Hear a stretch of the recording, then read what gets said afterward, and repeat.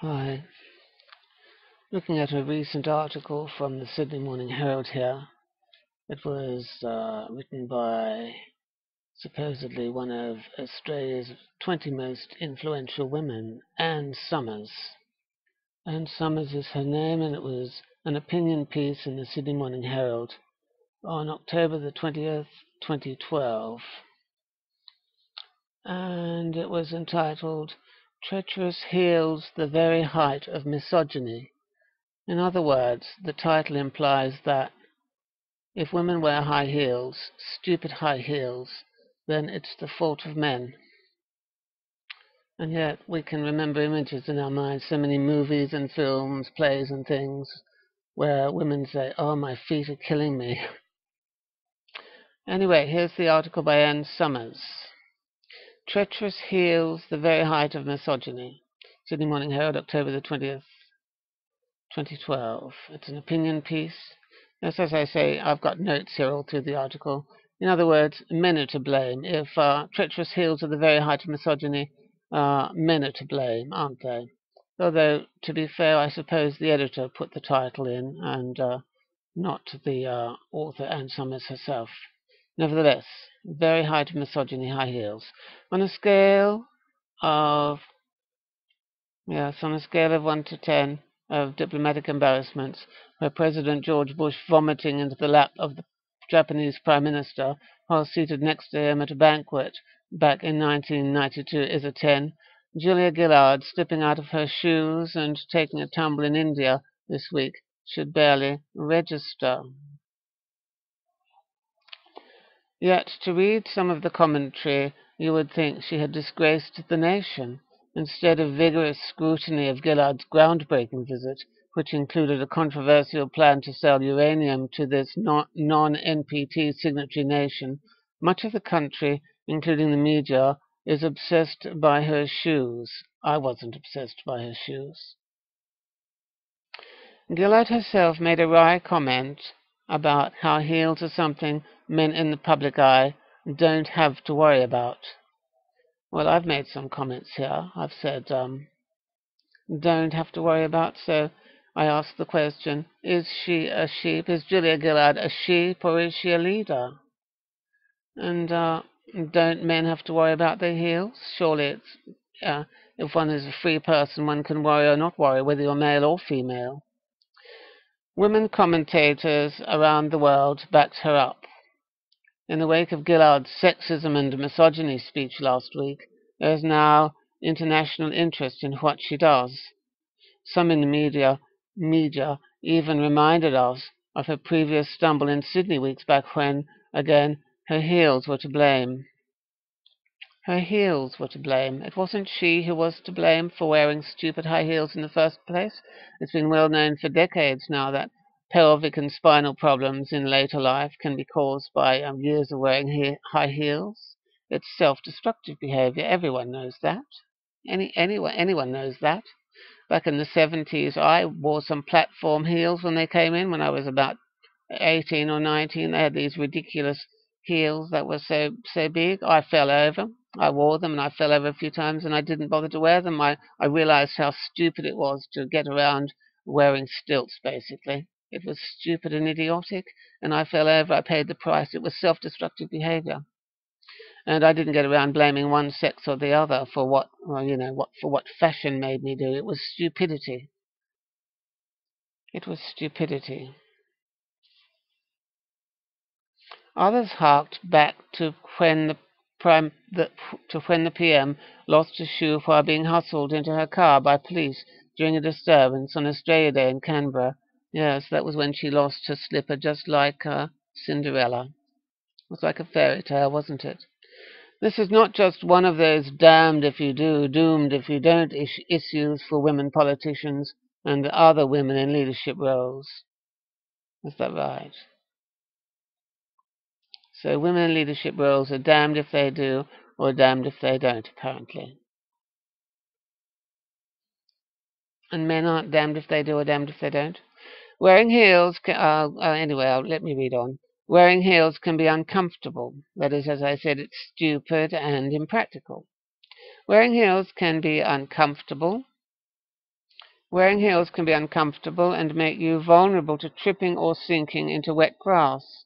That is, it's stupid and impractical, isn't it? Not wearing heels invites the fashion police to denounce you as frumpy. Well, who are the fashion police? Are they men or women?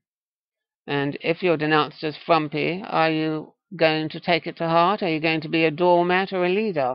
It doesn't matter whether you're a frump or a beauty. Are you going to be a leader or a doormat? So, few women leaders will go flat-footed. Most of them, like most other women, want to be stylish. So most other women, want to be stylish. In other words, they're sheeple. Sheeples. Sheeples, yes. S-H-E, sheeples. Most other women want to be stylish. In other words, we're talking about vainness and stupidity here. We're talking about herd mentality. Now, is the Prime Minister a vain and stupid person? Is she part of the pack? Is she a leader, or is she a herd mentality person? Is being Prime Minister about being chic, is it? Is being Prime Minister about being a chic sheeple? But the choices for women today are not just between heels and flats. The height of the heel is the issue, and they have never been higher. Notes, looking at my notes here, yes, I said sheeple. We're talking about sheeples here, aren't we? If you do what the pack does, you're a sheeple. The height of the heel is the issue, and they have never been higher. Well, I did see Victoria Beckham in the Daily Mail wearing some ridiculous high heels. They were just so ridiculous. She couldn't even function at the function she was at.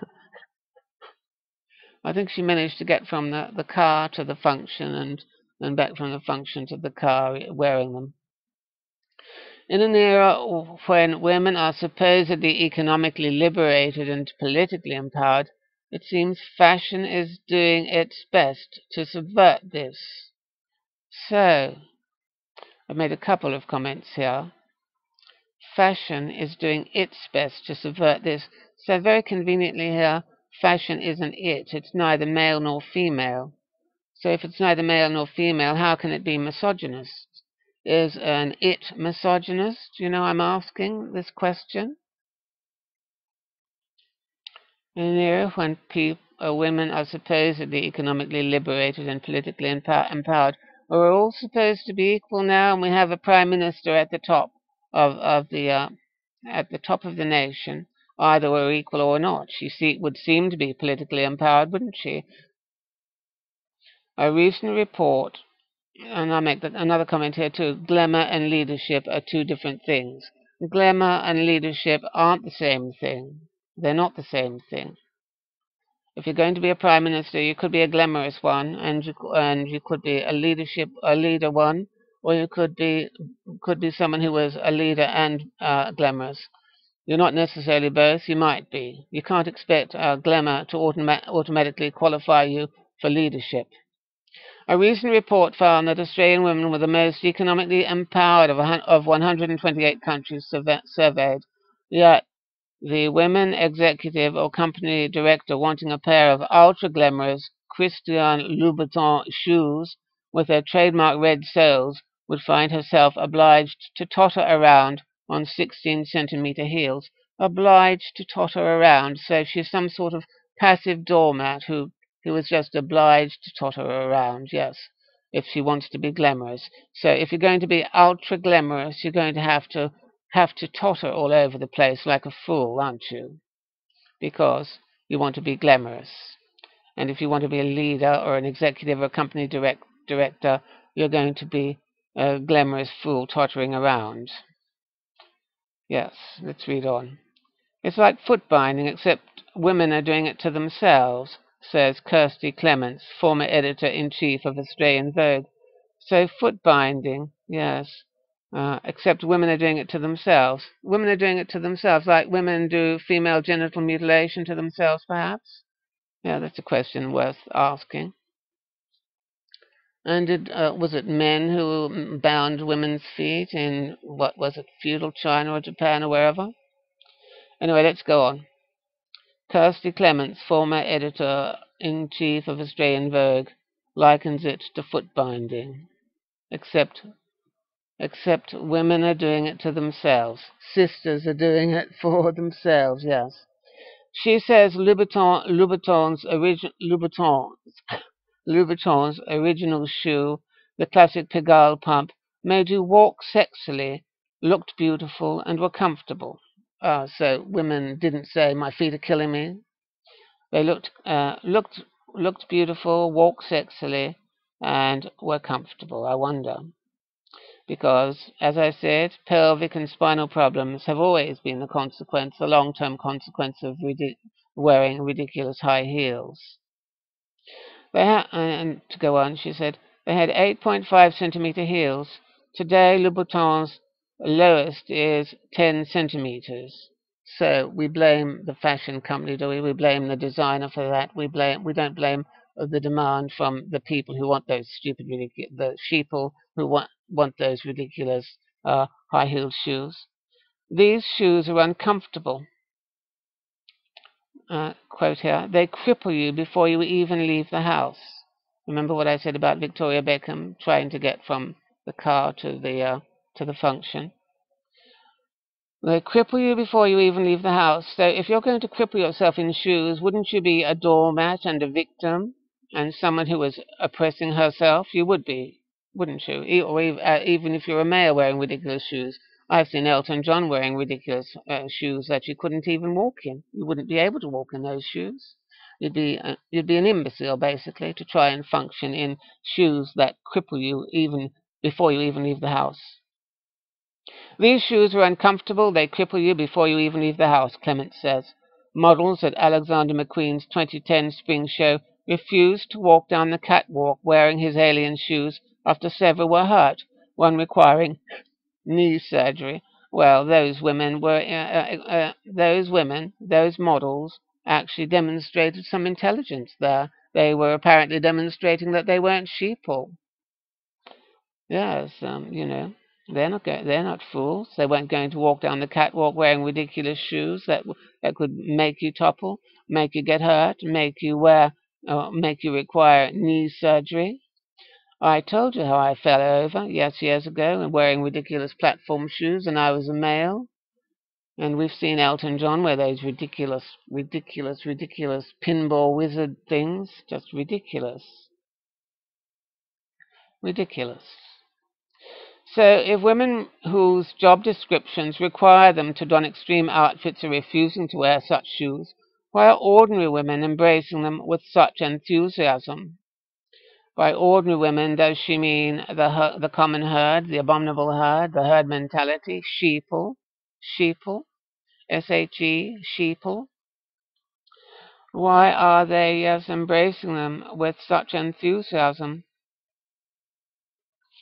Why would a woman who is trying to be taken seriously as a manager, an executive, a director, or a politician, like a prime minister, for example, wear footwear that belongs in the bordello? Now, she's decided here that wearing high heels is what a bordello maid would wear. Why? Is it because we have images in our minds of, yes, there's often an image that you see of a man's chest with a high heel on it, a woman showing she's boss, yes. These boots are made for walking, yes. We have the dominatrix image of high heels, the manipulatrix image of high heels, the emasculatrix image of high heels. What's that Freudian thing? Vagina dentatum or something, dentatus or something else. We have this image of high heels and sexuality. Well, is that power dressing? I don't know. The sex image of a high heel on a man's chest. Yes, women are showing us now who is the boss. We're all equal now, and we can even have a woman in charge of the country who wears high heels, apparently. Long gone are days when women adopted power suits with shoulder pads and often added ties in an effort to blend into the workplace. Is she referring to people like Joan Crawford in a 1940s movie? Because power dressing has been going on for years and years. I've seen people power dressing still in recent years on television and news broadcasts. people with women wearing basically women wearing what look like suits, basically.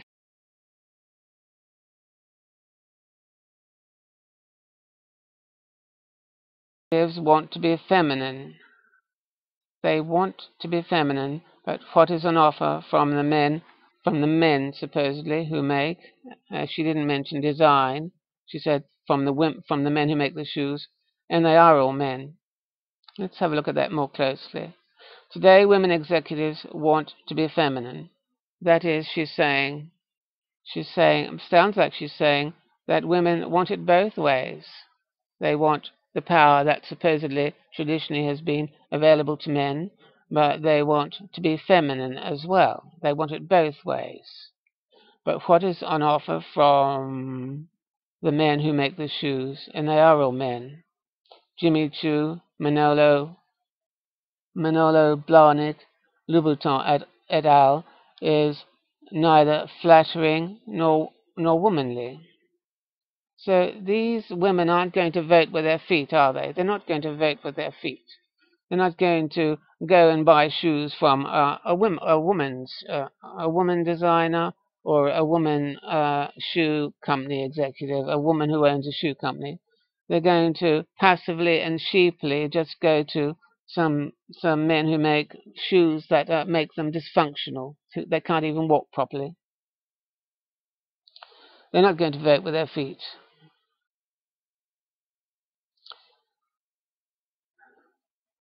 Jimmy Choo, Manolo Blahnik, Louboutin et al. Is neither flattering nor womanly. Neither flattering. So we do all these things to be glamorous.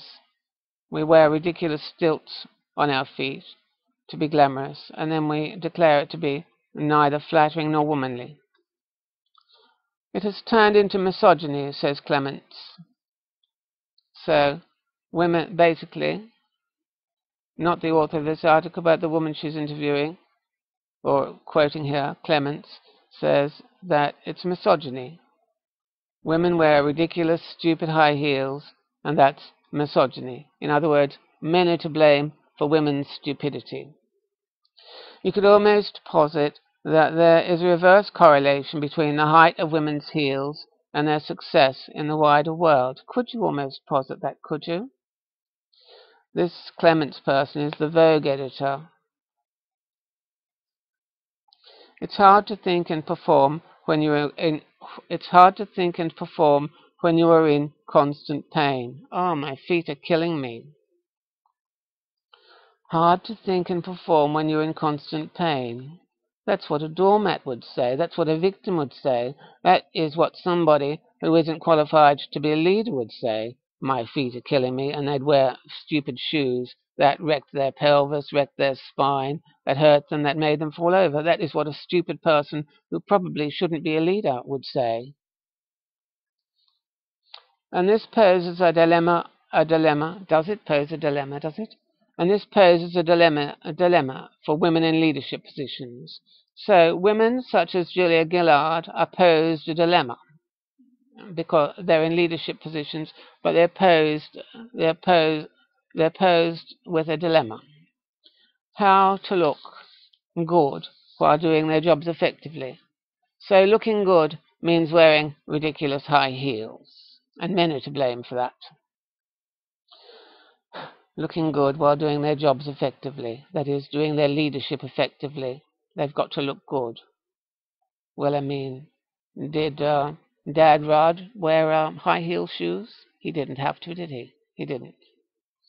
The Governor General, Quentin Bryce, has mostly abandoned stilettos for lower, thicker heels.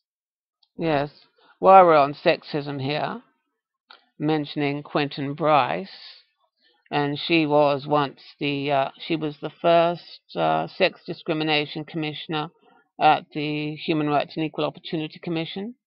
Let me ask, what did she ever do or say to defend the genital integrity of baby boys, to defend that human right? If you know what she said or did to defend the genital integrity of little boys, let me know. This is about sexism and misogyny and everything. Let's have a little look at Miss Andrew while we're here. The Governor-General, Quentin Bryce, has mostly abandoned stilettos for lower, thicker heels. She undoubtedly recognized it would be difficult to be taken seriously in her job. That is, she knew that she would look like a fool if she wore ridiculous stilettos. Reviewing the troops and so on, if she could not walk with ease and authority. So, authority, they're implying there. Earlier, authority was, I mentioned authority of a female, emasculatrix, dominatrix, manipulatrix, with her big bordello high heels on a man's chest. And here we're being told you can't walk with ease and authority if you're wearing high heels, if you're going to be the Governor-General reviewing the troops and so on, because you couldn't be taken seriously. You'd look like a fool or an idiot, an imbecile, especially if you fell over, as, the Governor-General falls over in front of the troops because she's wearing ridiculous high heels. Julia Gillard, too, has had to be pragmatic. So, she's got to be pragmatic, has she? To be a leader, she has to be pragmatic rather than a glamorous fool. She generally adopts a judicious compromise between style and utility by wearing low heels, but even those let her down this week. Those low heels can't have been low enough. In other words, they were still high heels, weren't they? So it wasn't a judicious compromise, was it? It was stupid. You can't apparently you try and compromise between style and utility. That's like saying you compromise between glamour and being a functional leader. A functional leader. You've got to compromise between, if you're going to be Prime Minister, you've got to compromise between being a glamorous, style-conscious person or a functional leader by wearing low heels, which are still high heels anyway. But even those let her down this week. It must be galling for her, constantly walking a political tightrope. Yes, does she walk on the tightrope in high heels, I wonder? It must be galling for her, constantly walking a political tightrope, to have to give a second's thought to what she puts on her feet. A second's thought, to have to give a second's thought. Why doesn't she just buy functional flat shoes? Perhaps orthopedic shoes? They might be sensible. Hopefully she's not an imbecile and will wear sensible orthopedic shoes. That's what I've written. Yes, women burnt their bras. These are my notes I'm looking at now. Women burnt their bras, didn't they, back in the 70s? Perhaps it's time, supposedly, according to this author, that they should be burning their high heels, too. Isn't it criminal what women'll do, said thoroughly modern Millie. Isn't it criminal what women'll do? And women in Victoria times were given tapeworms so that they could have nice statuesque silhouettes, nice thin, shapely figures. And yes, I suppose next thing we'll be hearing that all these women with breast implants, I suppose that's men's faults too. That's the fault of men. This was written by as I said, one of the supposedly 20 most influential women in Australia, and it's a load of shit. It's a load of shit. See ya.